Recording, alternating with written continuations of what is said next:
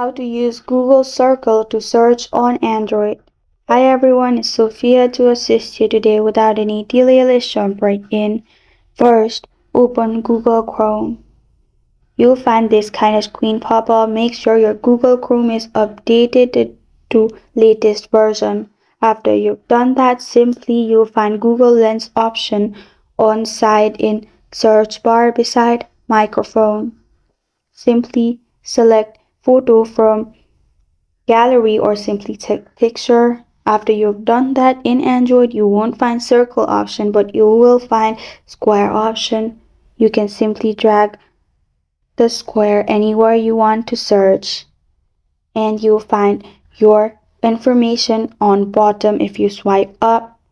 And this is how to use Google Circle to search on Android. Thank you for joining me today. If this video helps you out, please leave a like and subscribe for more. Got a question or want to suggest a topic, comment below. I'm Sophia signing off until next time.